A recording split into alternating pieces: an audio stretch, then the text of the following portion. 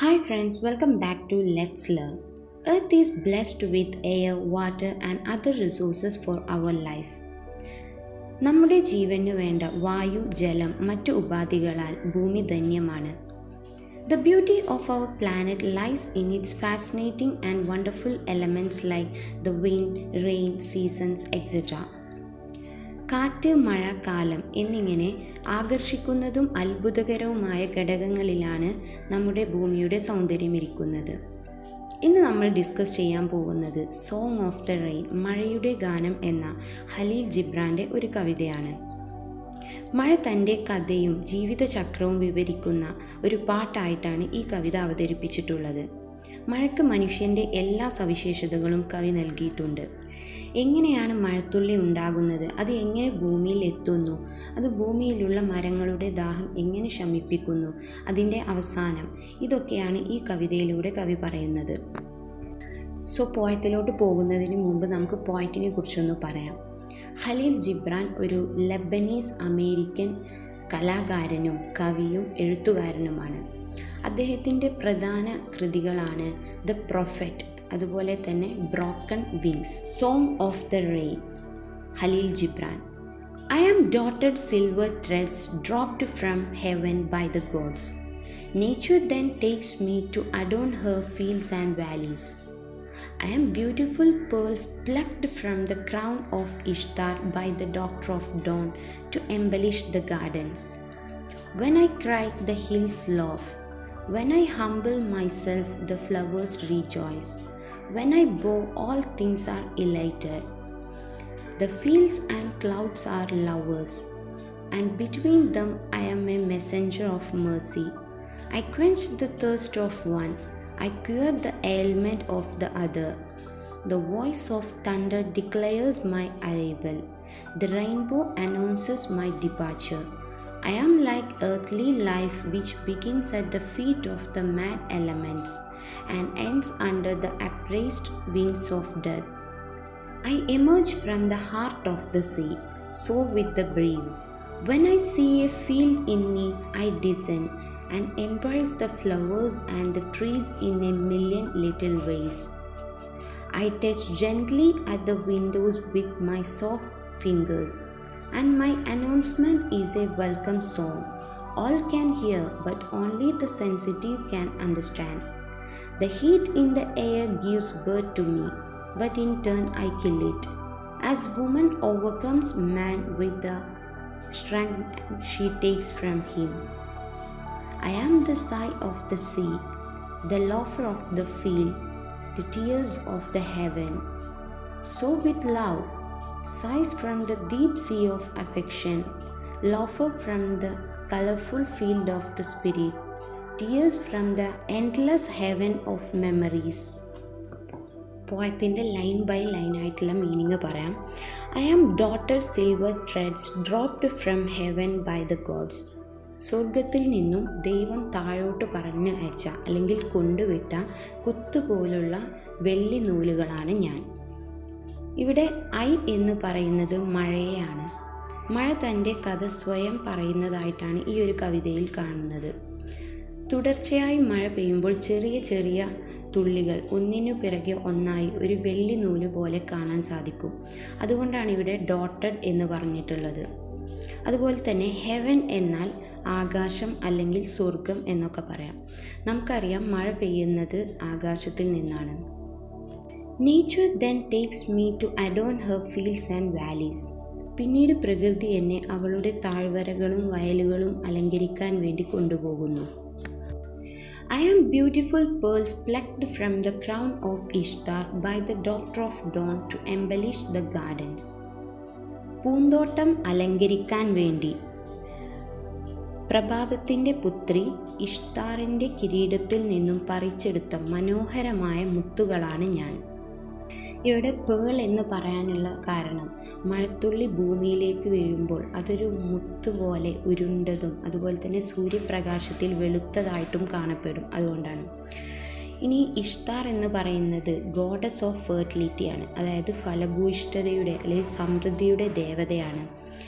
Ishtar എന്ന ദേവത ഇവിടെ കൊണ്ടുവരാനുള്ള കാരണം മഴ ഭൂമിയെ സമൃദ്ധമാക്കുന്നത് കൊണ്ടാണ്.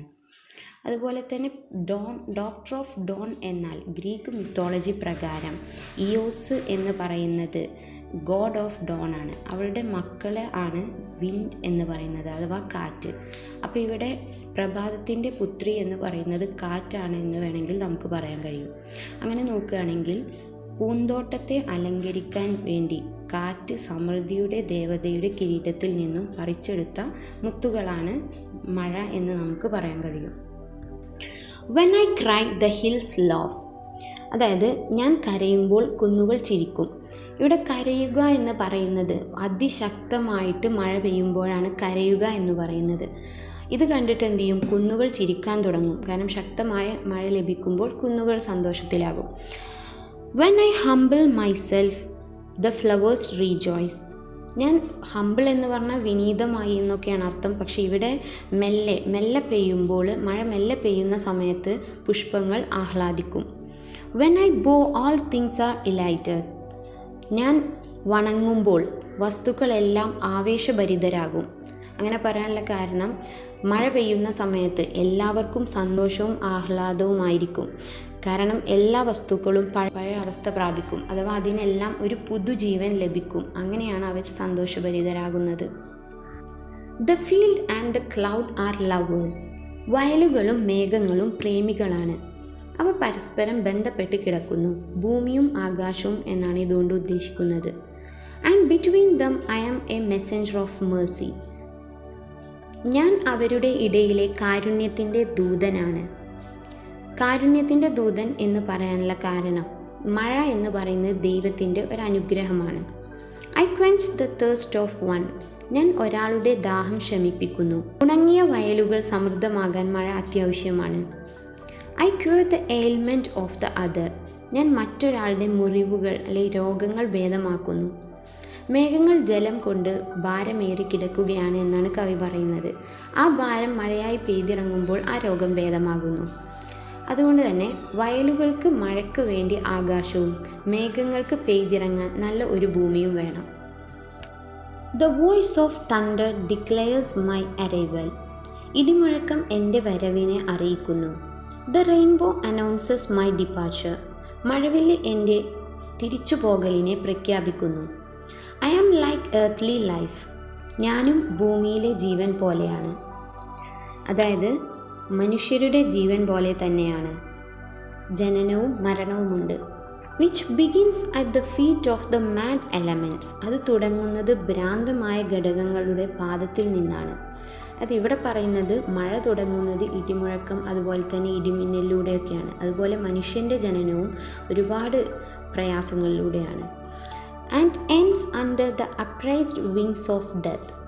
അത് മരണത്തിൻ്റെ ഉയർത്തിയ ചിറകുകളോടെ അവസാനിക്കും.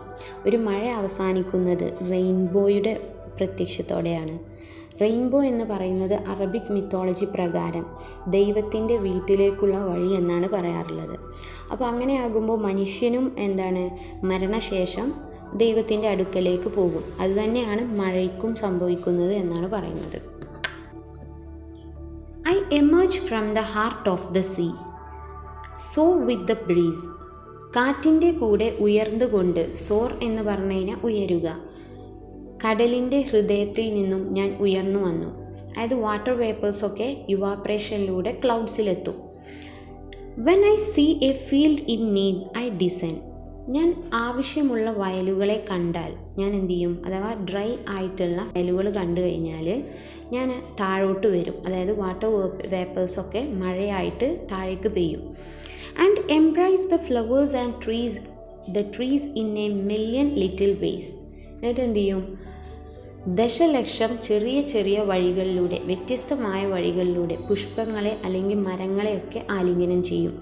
ഇവിടെ എ മില്യൺ ലിറ്റിൽ വേസ് എന്ന് പറയാൻ കാരണം ഓരോ മഴത്തുള്ളിയും വ്യത്യസ്തമാണ്. അതുകൊണ്ടാണ് അങ്ങനെ പറഞ്ഞിട്ടുള്ളത്. I touch gently at the Windows with my soft fingers. എൻ്റെ മൃദുവായ വിരലുകൾ കൊണ്ട് ഞാൻ പതിയെ ജനലുകളിൽ തൊട്ടു. And my announcement is A welcome song. എൻ്റെ വരവിൻ്റെ അറിയിപ്പ് ഒരു സ്വാഗതഗാനമാണ്. ജനലിൽ അത് വന്ന് വീഴുമ്പോൾ ഉണ്ടാകുന്ന ആ ശബ്ദത്തെ തൻ്റെ സ്വാഗതഗാനമായിട്ടാണ് മഴ പറയുന്നത്.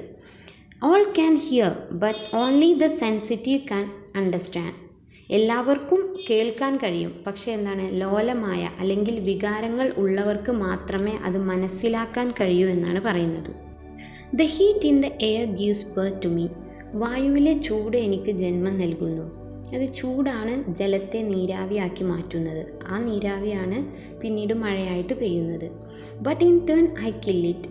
അതിന് പകരമായി ഞാൻ അതിനെ കൊല്ലുന്നു എന്ന് പറഞ്ഞാൽ ചൂട് വായുവിനെ തണുപ്പിക്കലാണ് മഴ ചെയ്യുക.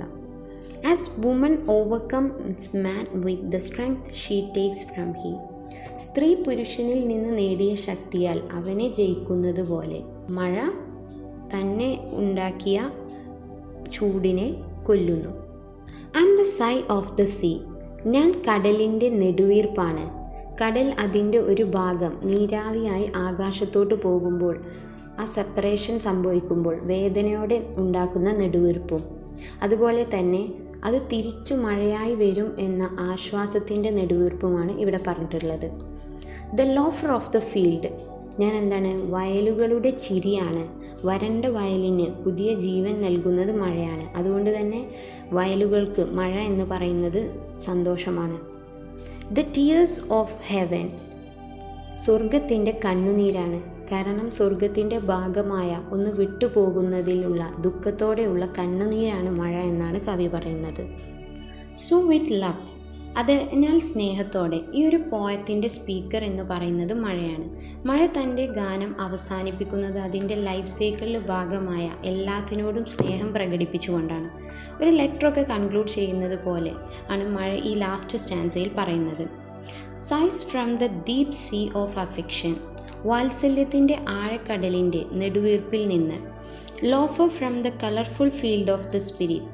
ആത്മാവിൻ്റെ വർണ്ണങ്ങളോട് കൂടിയുള്ള വയലിൽ നിന്നുള്ള ചിരിയോട് ഉള്ള സ്നേഹം പ്രകടിപ്പിക്കുകയാണ്. അതുപോലെ തന്നെ tears from the endless heaven of memories. ഓർമ്മകളുടെ അനന്തമായ ആകാശത്തിൻ്റെ കണ്ണീരിനോടും സ്നേഹം പ്രകടിപ്പിച്ചുകൊണ്ടാണ് തൻ്റെ ഈ ഒരു കവിത റെയിൻ അവസാനിപ്പിക്കുന്നത്. ഇത്രയാണ് നമ്മുടെ പോം. സോ എല്ലാവർക്കും മനസ്സിലായിട്ടുണ്ടാവുമെന്ന് വിചാരിക്കുന്നു. Thanks for watching.